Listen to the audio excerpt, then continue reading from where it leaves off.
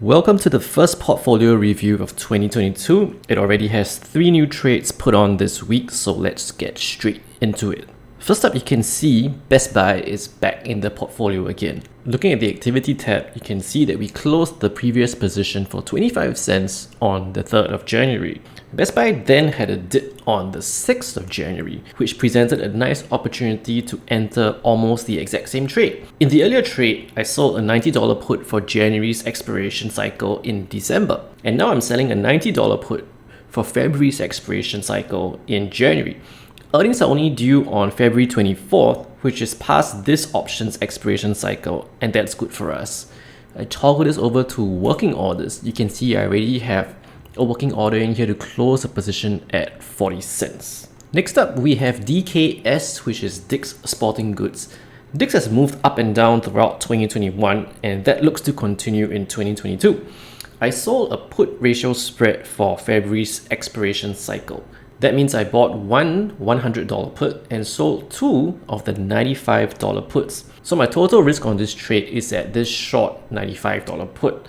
And that means I'm going to have to buy 100 shares of DKS at $95, which is almost $15 or 14% off its current price of about $109.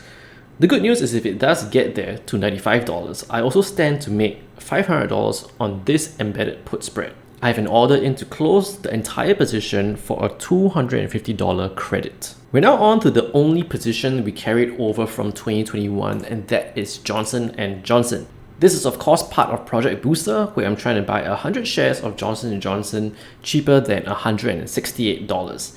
I'll drop a link both at the top right of this video and the description below to the full introduction and explanation of Project Booster. J&J has moved up quite a bit, which means our put is now only worth $24 and we're sitting on an unrealized profit of $223.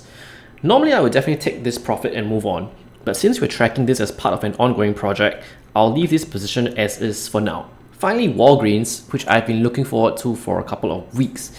Even though they beat earnings on 6 Jan, the stock actually dropped 2%, and that's when I sold this $47.50 put for 57 cents.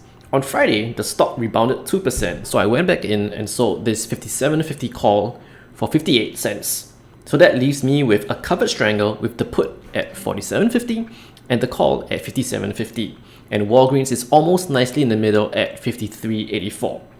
So what's going to happen on the put side? If Walgreens drops to $47.50 by February 18th, I'll have to buy another 100 shares at $47.50. My current position is 200 shares from 2020, which were assigned at $50.